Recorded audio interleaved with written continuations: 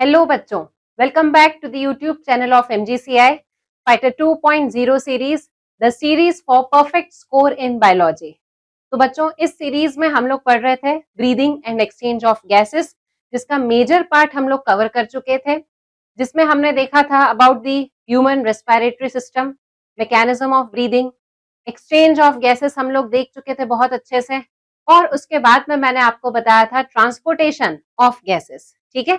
और transportation of gases में हम लोगों ने इलेबोरेटली स्टडी किया था about the transportation of oxygen and carbon dioxide, ठीक है।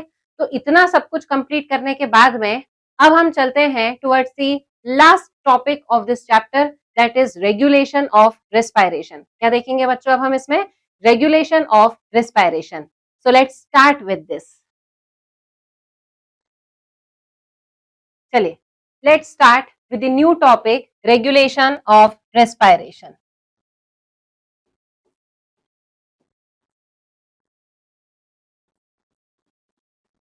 Regulation of respiration. देखिए, अब रेगुलेशन करने की आवश्यकता हमको क्यों पड़ती है? जब भी अगर हमें हमारी बॉडी की डिमांड के अकॉर्डिंग हमारी रेस्पिरेटरी रेट को या रिदम को चेंज करना है, that is the time for regulation of respiration. देखिए, क्या कहती है हमारी एनसीईआरटी में सबसे important line, human beings have the significant ability. हमारे पास में एक सिग्निफिकेंट एबिलिटी है to maintain and moderate, maintain करना और मॉडरेट करना। मॉडरेट करना मतलब चेंज करना। To maintain and moderate the respiratory rhythm. तो हमारे पास में एक सिग्निफिकेंट एबिलिटी है कि हम हमारी रेस्पिरेटरी रिदम को मेंटेन कर सकते हैं और मॉडरेट कर सकते हैं to suit the demand of body tissues, हमारे बॉडी टिश्यूज की डिमांड के अकॉर्डिंग।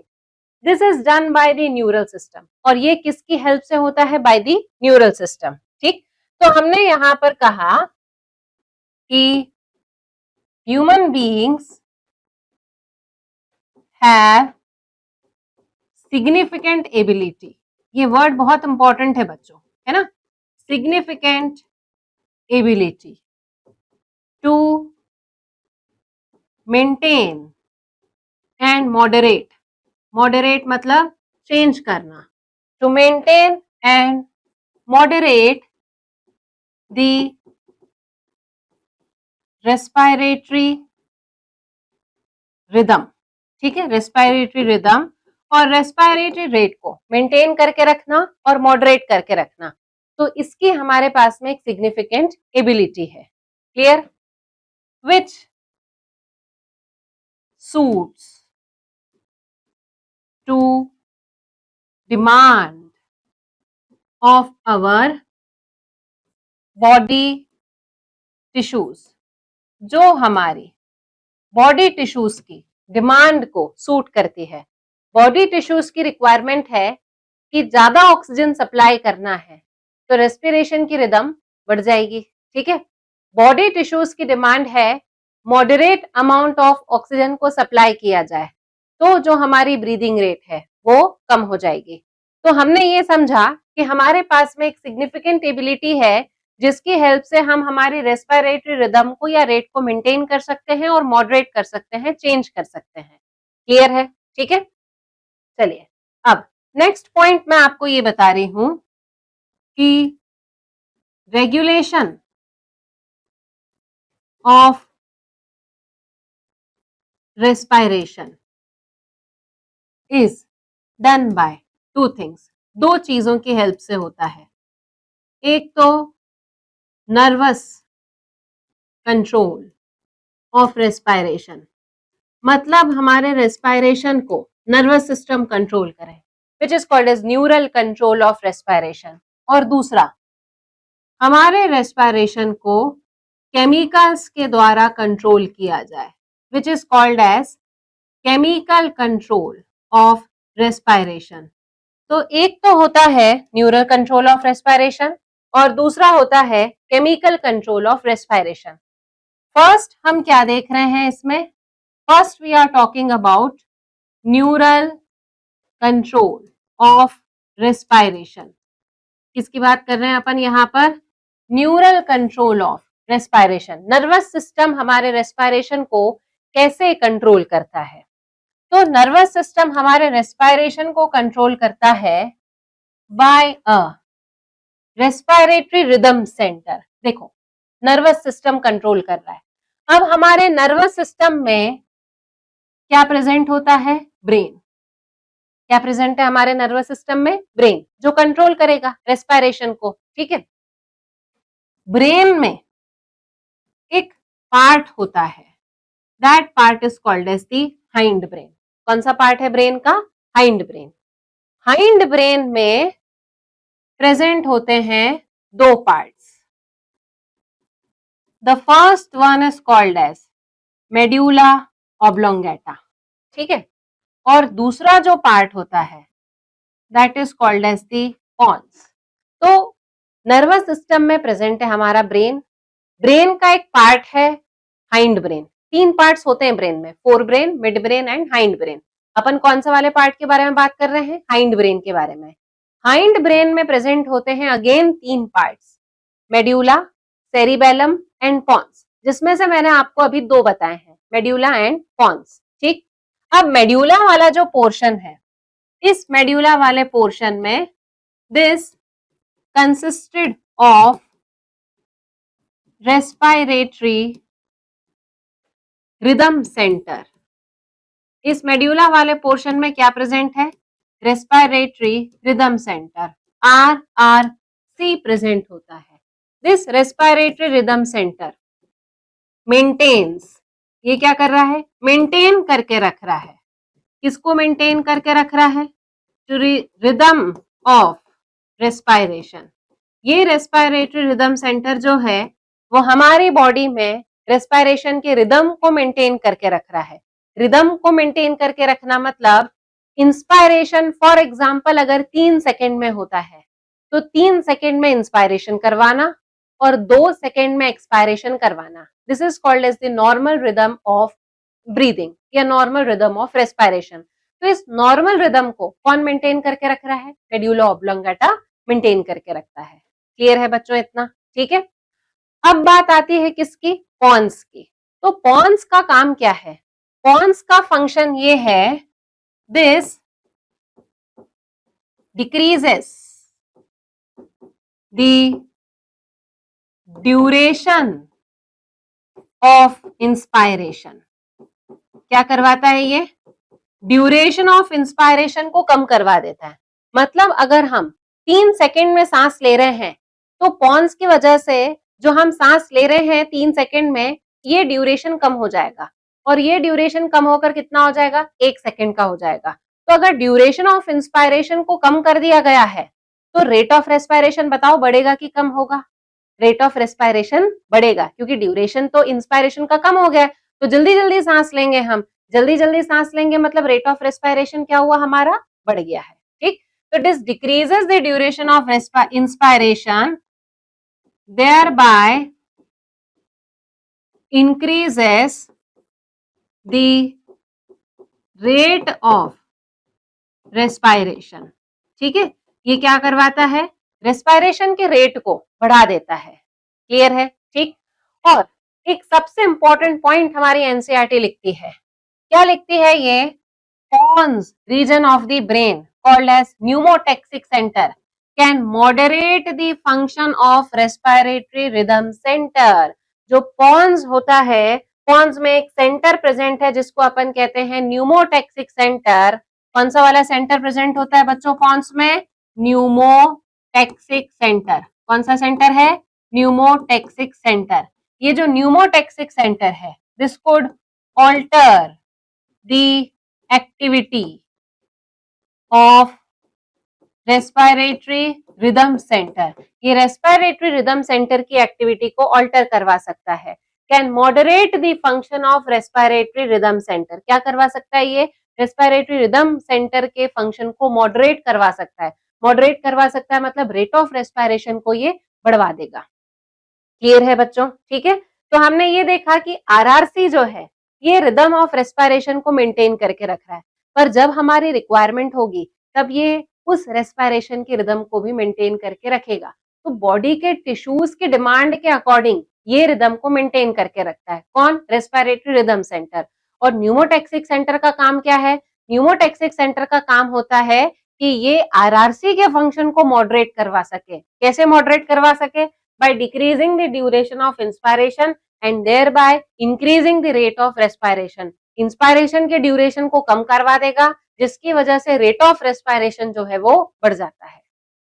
आया इतना समझ में? ठीक है, तो ये पहला तरीका नर्वस सिस्टम के थ्रू रेगुलेशन ऑफ रेस्पिरेशन। अब दूसरा तरीका हम देखते हैं। दूसरा तरीका हमने बोला केमिकल्स के थ्रू। ठीक है, तो इसको हम बोलेंगे this is called as the chemical regulation of respiration. ठीक है, क्या देख रहे हैं अपन? Chemical regulation of respiration. अब केमिकल रेगुलेशन ऑफ रेस्पिरेशन जो है, this involves chemo sensitive area. क्या इन्वॉल्व करता है ये? कीमो सेंसिटिव एरियाज इसमें इन्वॉल्व होते हैं। ठीक है, अब केमिकल रेगुलेशन हमने बोला है, मतलब कोई ना कोई केमिकल तो इन्वॉल्व होगा इसमें। ठीक है, केमिकल कौन सा इन्वॉल्व होता है? Chemical involve is CO2 and H positive. ठीक है, कार्बन डाइऑक्साइड एंड हाइड्रोजन, ये दो केमिकल्स जो हैं वो यहां पर इन्वॉल्व होते हैं। ठीक है, अब देखो, an increase in amount of CO2 and H positive. जैसे ही हम CO2 और H पॉजिटिव के अमाउंट को इंक्रीज करते हैं, हमारी बॉडी में CO2 और H पॉजिटिव का अगर अमाउंट इंक्रीज होगा, तब क्या होगा? This will stimulate the chemo sensitive areas. और ये किसको स्टिमुलेट करेगा? कीमो सेंसिटिव एरियाज को।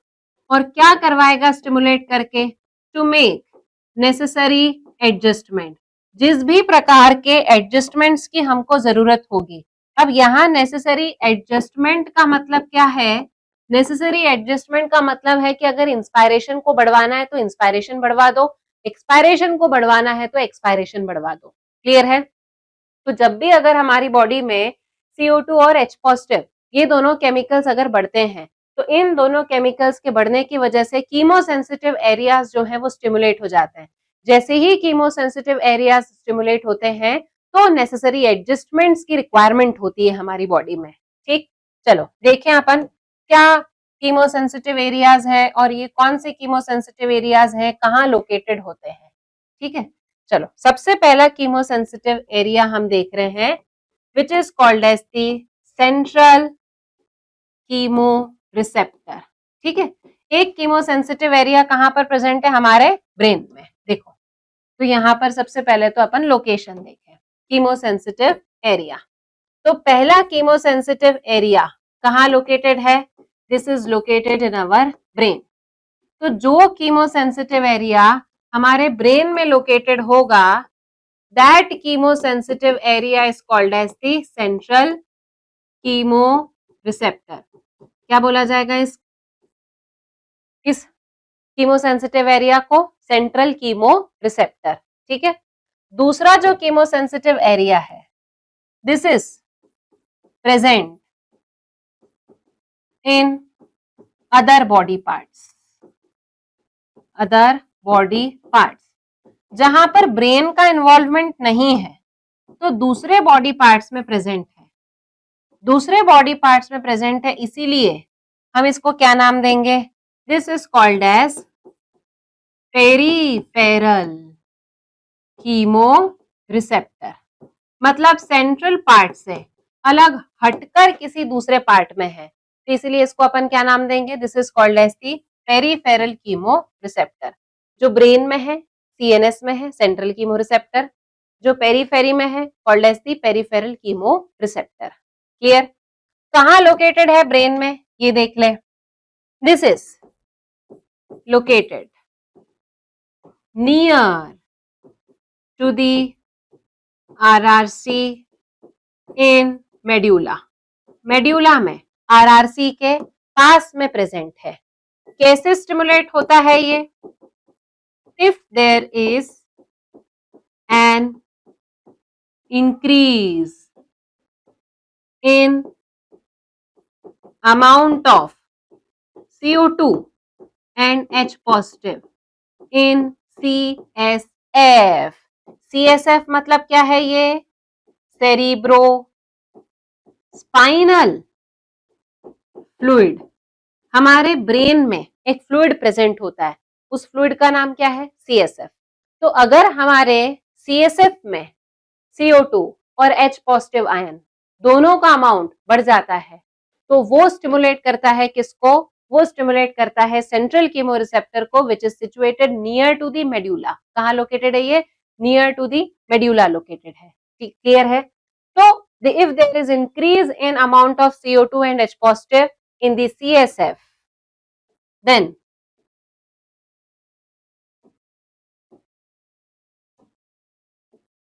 this stimulates central chemoreceptor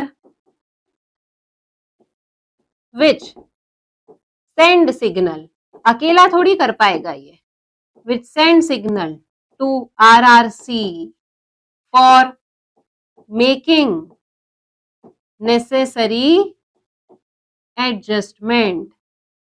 necessary adjustments करवाने के लिए ये किसको सिग्नल भेजेगा? ये सिग्नल भेजता है to our medulla, to our RRC. ठीक है, क्योंकि आरआरसी को हमने क्या बोला है?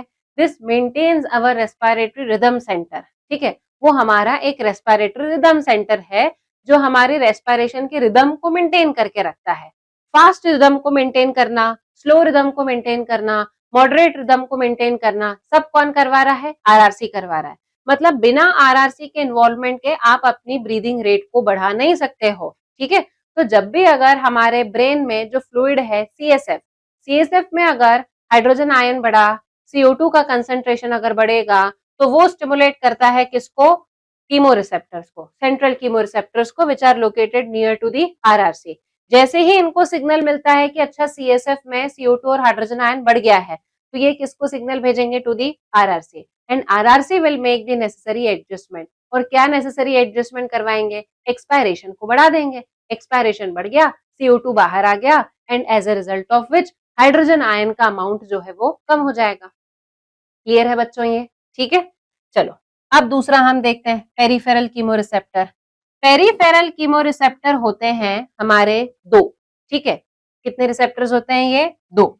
The first one is located in aortic arch. कहाँ लोकेटेड होता है ये? अयोर्टिक आर्च में।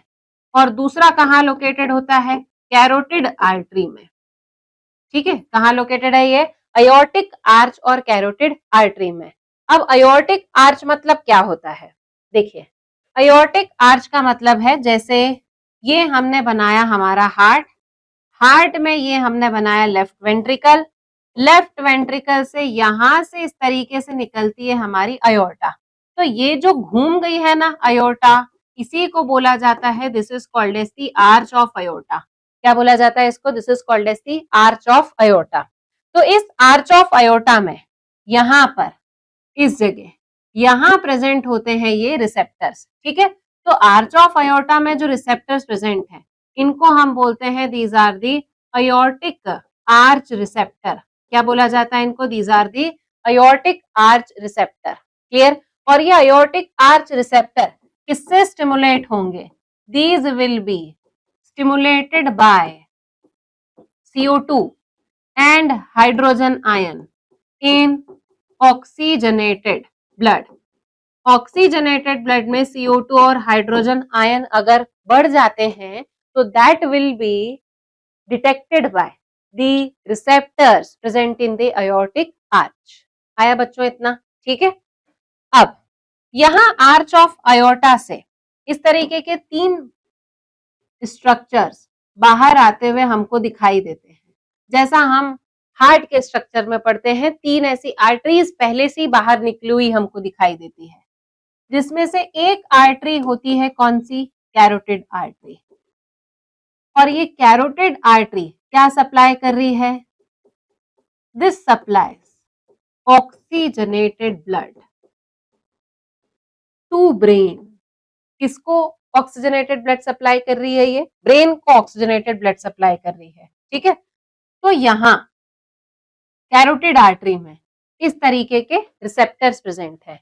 इन रिसेप्टर्स को हम बोलते हैं, these are called as the receptors present in carotid artery. ठीक है, ये क्या है? Chemoreceptors present in the carotid artery and these are stimulated by CO2 and H positive in oxygenated blood, which is supplied to brain. जो blood brain को supply होने वाला है, यदि उस ब्लड में CO2 और हाइड्रोजन आयन का कंसेंट्रेशन ज्यादा है, तो ये receptors which are present in the carotid artery, these receptors will get stimulated और उसके अकॉर्डिंग नेसेसरी एडजस्टमेंट होगा। ठीक है, और यदि अयोर्टा से बाहर निकलने वाला जो ब्लड है, इस ब्लड में अगर CO2 और हाइड्रोजन आयन का कंसेंट्रेशन ज्यादा है, तो ये रिसेप्टर्स स्टिमुलेट होंगे और स्टिमुलेट होने के बाद में ये नेसेसरी एडजस्टमेंट करवाएंगे। कैसे नेसेसरी एडजस्टमेंट करवाएंगे? This will send signal again to the RRC, respiratory rhythm center, which is located in our medulla, and medulla will further make the necessary adjustments. Clear है? ठीक है? Yes. तो पीछे चले हम यहाँ पर aortic arch and carotid artery. तो हम यहाँ पर बोलेंगे both of these receptors, इन दोनों के जो receptors हैं are stimulated by CO2 and hydrogen ion in oxygenated blood. Oxygenated blood में जो CO2 और हाइड्रोजन आयन प्रेजेंट होते हैं, उसके द्वारा ये दोनों के रिसेप्टर्स स्टिमुलेट हो जाते हैं and which will send signal to RRC for making necessary adjustment. Necessary adjustment करवाने के लिए RRC तक सिग्नल पहुंचा दिया जाता है। क्लियर है बच्चों इतना? ठीक, तो ये हमने देखा neural and chemical control of respiration, chemical regulation of respiration. यहां पर अपन क्या कर रहे हैं? रेगुलेट करवा रहे हैं। रेगुलेट मतलब जब बॉडी की रिक्वायरमेंट होगी तो उसको बढ़ा दिया जाएगा, जब बॉडी की रिक्वायरमेंट होगी तो रेस्पायरेशन की रेट को कम कर दिया जाएगा। क्लियर है? वन थिंग मोर, यहाँ पर हमने बोला है कि such kind of receptors, chemoreceptors are stimulated by CO2 and hydrogen ion. किससे स्टिमुलेट हो रहे हैं ये? CO2 और हाइड्रोजन आयन से स्टिमुलेट हो रहे हैं। तो क्या ऑक्सीजन का इन्वॉल्वमेंट नहीं है? नहीं, oxygen does not plays any significant role in the regulation of respiration. ठीक है, ऑक्सीजन वो सिग्निफिकेंट प्रकार का केमिकल नहीं है जिसके बढ़ने की वजह से या फिर कम होने की वजह से रेस्पायरेशन की रेट को रेगुलेट हमें करना पड़े। तो एक इंपॉर्टेंट पॉइंट हम यहाँ पर और ऐड कर लेते हैं, oxygen do not place any significant role in regulation of respiration. Respiration के रेगुलेशन करने में ऑक्सीजन जो है वो बहुत सिग्निफिकेंट रोल प्ले नहीं करता है। ठीक, चलिए तो अब हम एक बार एनसीईआरटी के फटाफट रीडिंग लगा लेते हैं इसमें। देखिए, human beings have a significant ability to maintain and moderate the respiratory rhythm. Human beings में सिग्निफिकेंट एबिलिटी है जिससे कि हम रेस्पिरेटरी रिदम को रेगुलेट कर सकते हैं, मॉडरेट कर सकते हैं to suit the demands of the body tissues. ठीक है, this is done by neural system. ये कौन करवाता है? नर्वस सिस्टम करवाता है। A specialised centre present in the medulla region of the brain, brain के, हाइंड ब्रेन के मेडुला रीजन में एक स्पेशलाइज्ड सेंटर प्रेजेंट होता है called as the respiratory rhythm centre, जिसे हमने कहा है RRC is primarily responsible for the regulation. So which center is primarily responsible for the regulation of respiration? RRC is primarily responsible for the regulation of respiration. Another center present in the pons region of the brain called as pneumotaxic center. दूसरा centre कौन सा है जो pons में present है? Pneumotaxic centre. Can moderate the function of respiratory rhythm centre. ये respiratory rhythm centre के function को मॉडरेट कर सकता है, बदल सकता है। अकेला नहीं करवा पाएगा न्यूमोटेक्सिक सेंटर, ये काम करवाता है।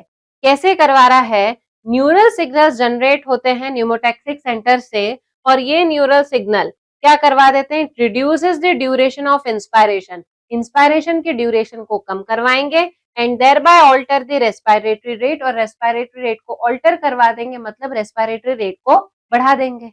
ठीक है, next, a chemosensitive area is situated adjacent to the respiratory rhythm center which is highly sensitive to CO2 and hydrogen ions. Hind brain में, मेड्यूला में, रेस्पिरेटरी रिदम सेंटर के पास एक कीमोसेंसिटिव एरिया जो है वो प्रेजेंट होता है, which is called as the central chemo receptor. और ये सेंट्रल कीमो रिसेप्टर जो है, this is highly sensitive to CO2 and hydrogen ion.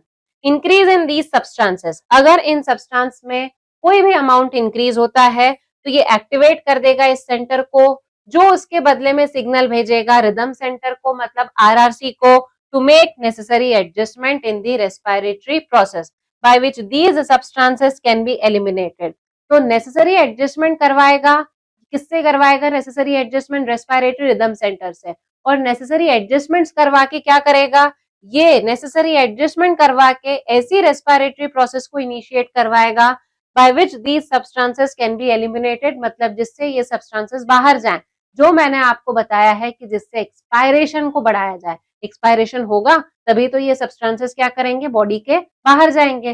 तो यहाँ पर ये छुपा हुआ पॉइंट है बच्चों कि जैसे ही सेंट्रल कीमो रिसेप्टर अगर इनिशिएट होंगे तो कौन सी प्रोसेस रेगुलेट होगी? इंस्पायरेशन या एक्सपायरेशन? एक्सपायरेशन रेगुलेट होगी, क्योंकि CO2 और H पॉजिटिव को हमको क्या करना है? बाहर निकालना है, एलिमिनेट करना है। तो ये एक्सपायरेशन करवा के CO2 और H पॉजिटिव को बाहर निकाल देगा। ठीक, next, receptors associated with the aortic arch and carotid artery। और भी रिसेप्टर्स हैं जिनको हमने पढ़ा है पेरिफेरल कीमो रिसेप्टर के नाम से।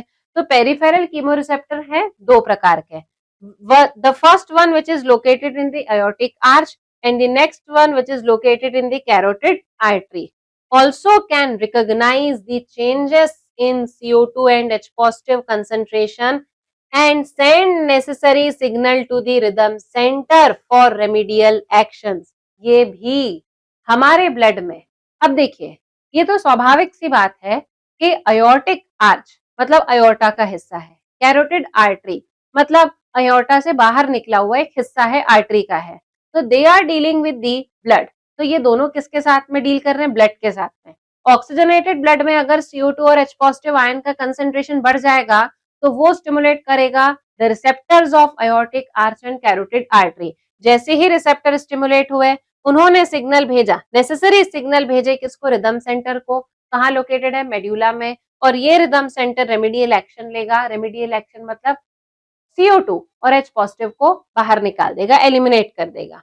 The role of oxygen in the regulation of respiratory rhythm is quite insignificant, very very important. Oxygen का जो रोल है रेस्पिरेशन के रेगुलेशन में वो इनसिग्निफिकेंट है, मतलब आपकी बॉडी में ऑक्सीजन बढ़ रहा है, कम हो रहा है, उससे कोई फर्क नहीं पड़ेगा। बट CO2 बढ़ रहा है, हाइड्रोजन आयन बढ़ रहा है, उसकी वजह से हमारी बॉडी के केमिकल रिसेप्टर्स जो हैं वो स्टिमुलेट होंगे and that will send signal to the medulla, to the RRC for making necessary adjustment. ये लाइन बहुत इंपॉर्टेंट है बच्चों, याद रखना है अच्छे से। क्लियर है? तो बाकी के जितने भी हमने यहाँ पर रेगुलेशन ऑफ रेस्पिरेशन के लिए सेंटर्स पढ़े हैं वो सब सिग्नल भेज रहे हैं। किसको सिग्नल भेज रहे हैं? RRC को सिग्नल भेज रहे हैं। अल्टीमेटली काम करने वाला कौन है? आरआरसी। क्लियर है बच्चों? ठीक है, चलिए तो ये हमने देख लिया यहाँ पर रेगुलेशन ऑफ रेस्पिरेशन। अब रेगुलेशन ऑफ रेस्पिरेशन के बाद में हमारे पास में नेक्स्ट टॉपिक कौन सा आया है? Disorders of respiratory system. Disorders में हमें देखना है एस्थमा, एम्फाइसेमा, और एक डिसऑर्डर है हमारे पास में कौन सा? ORD, occupational respiratory disorders. Clear है? चलिए तो अब ये तीनों डिसऑर्डर्स हम यहाँ पर देख लेते हैं। यस, सबसे पहला डिसऑर्डर कौन सा देखेंगे हम?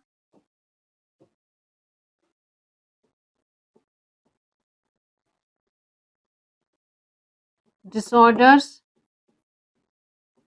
of respiratory system। disorders of respiratory system।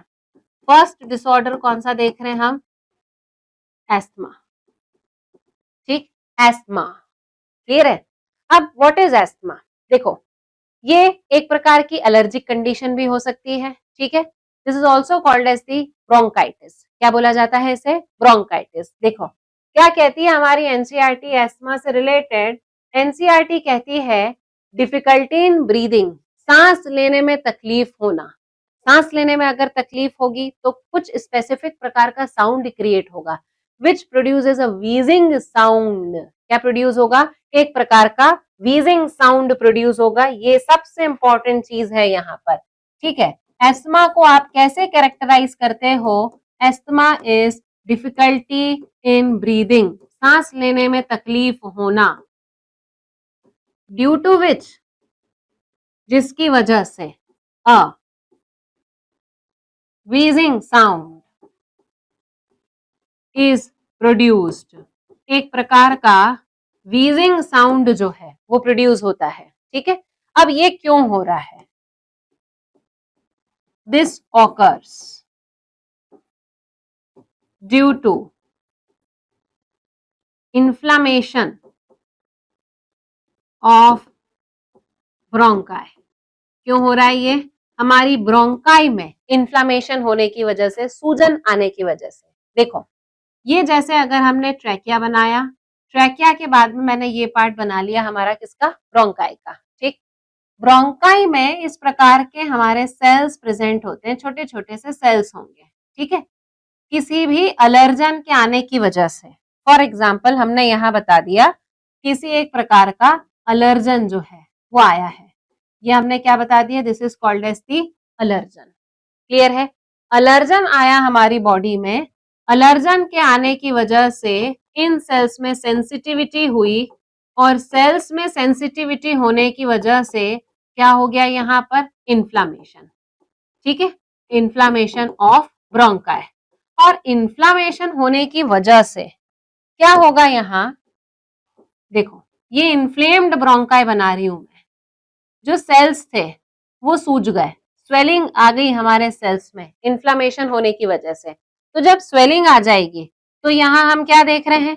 Air passage जो है वो डिक्रीज हो गया, air passage is reduced. Air के लिए जो पैसेज था वो रिड्यूस हो गया। एयर पैसेज कम होने की वजह से क्या होगा? That will result into difficulty in breathing. तो एस्थमा जो है वो ब्रीदिंग से रिलेटेड प्रॉब्लम है, क्योंकि उसमें हमारे जो ब्रोंकाई के सेल्स होते हैं वो ब्रोंकाई के सेल्स इन्फ्लेम्ड हो जाते हैं। इन्फ्लेम्ड का मतलब होता है स्वेलिंग आ जाना।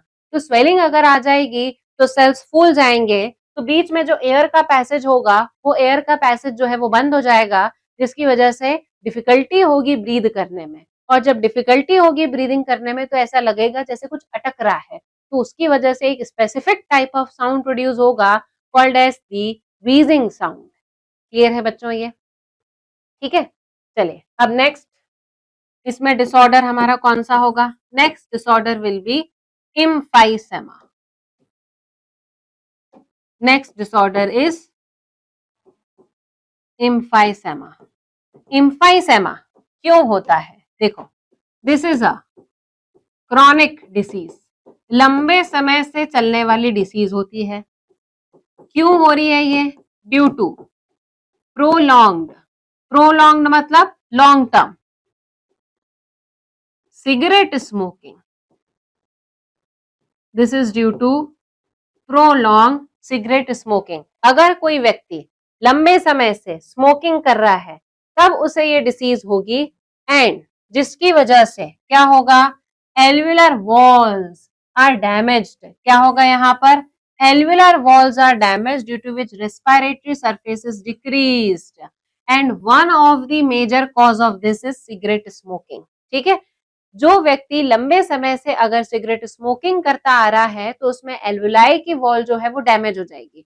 और हमने क्या पढ़ा था कि एल्वुलाई की जो वॉल्स हैं they are our respiratory surface, और अगर रेस्पिरेटरी सरफेस ही डिक्रीज हो जाएगा तो रेस्पिरेटरी सरफेस के डिक्रीज होने की वजह से एक्सचेंज ऑफ गैसेस जो है वो अफेक्ट हो जाएगा. तो ये क्यों हो रहा है, प्रोलॉन्ग्ड स्मोकिंग की वजह से हो रहा है. ठीक, और क्या होता है इसमें, इसमें हो रहा है कि alveolar walls are damaged. Alveoli की जो वॉल्स हैं वो क्या हो जाएगी, डैमेज हो जाएंगी, due to which respiratory surface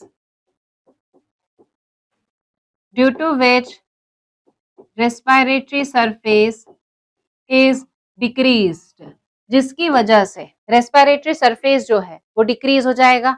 और रेस्पिरेटरी सरफेस अगर डिक्रीज हो जाएगा तो इसका एक रिजल्टेंट आएगा विच reduces the exchange of gases, जिसकी वजह से गैसेस का एक्सचेंज जो है वो रिड्यूस हो जाएगा.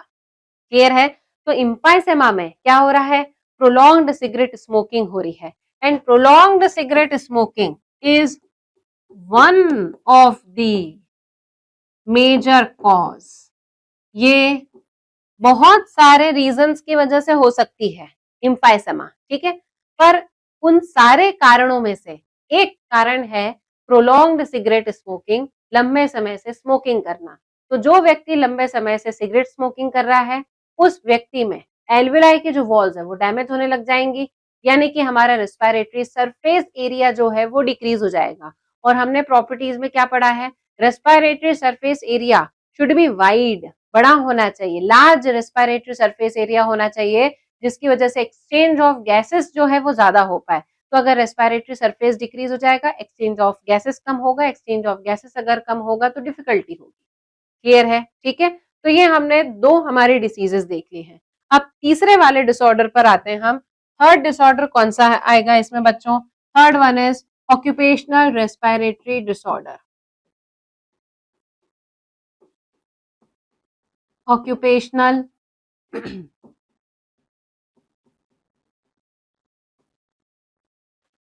Respiratory disorder called as ORD. देखो, ऑक्यूपेशनल रेस्पिरेटरी डिसऑर्डर मतलब क्या होता है, ऑक्यूपेशन में जाने पर, कोई भी नौकरी करने पर, जॉब करने पर, दैट इज अवर ऑक्यूपेशन. जैसे मेरा ऑक्यूपेशन है that I am in a teaching occupation.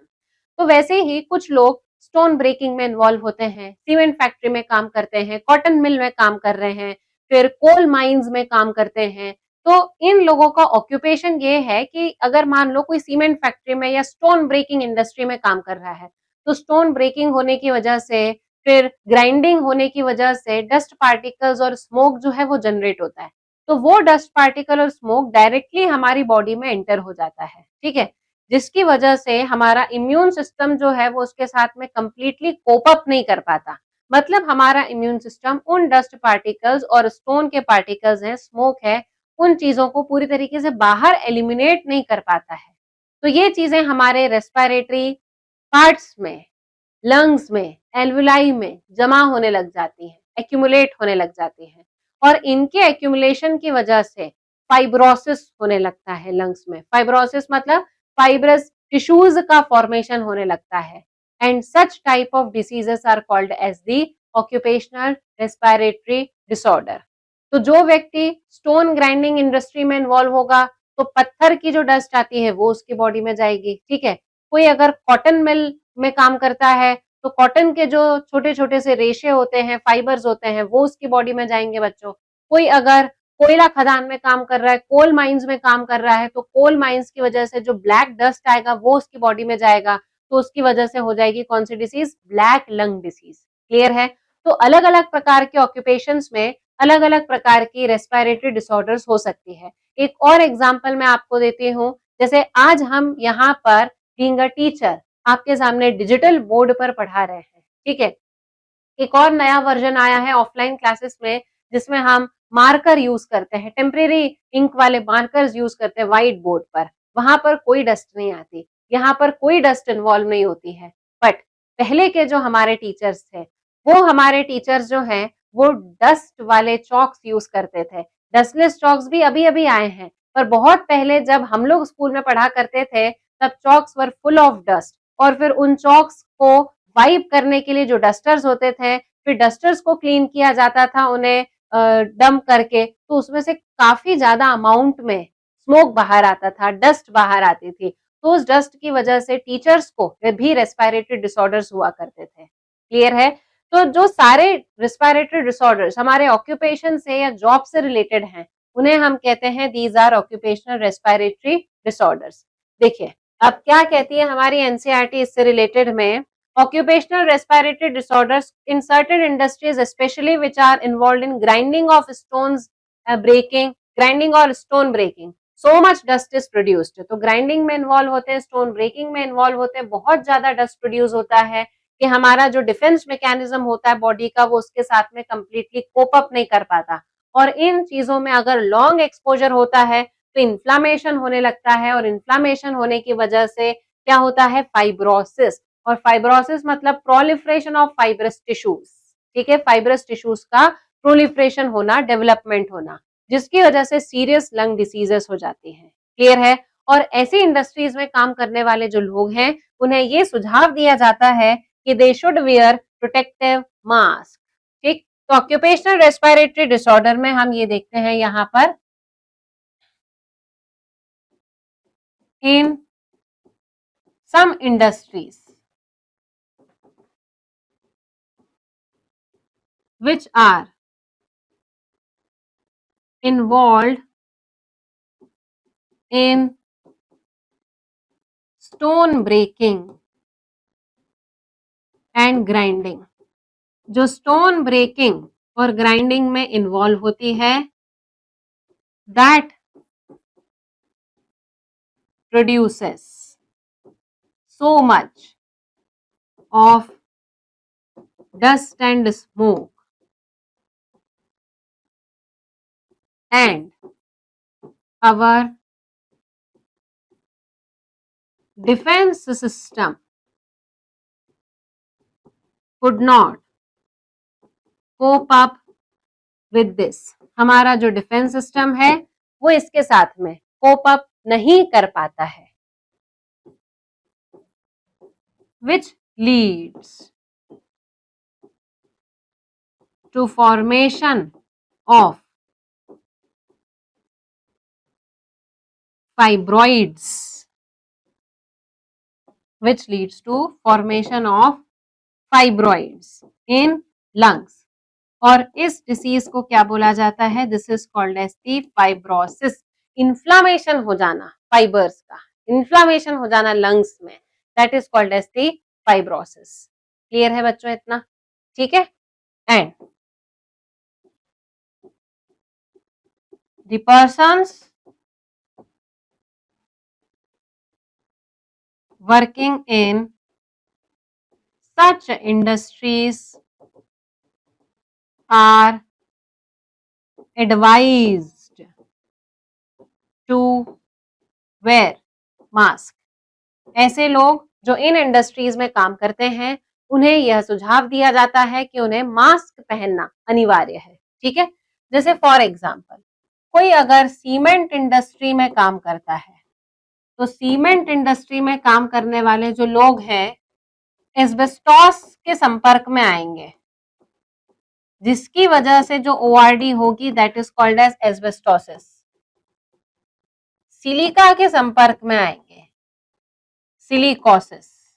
ठीक है, कॉटन मिल में काम करने वाले लोग कॉटन फाइबर के संपर्क में आएंगे, फाइब्रोसिस।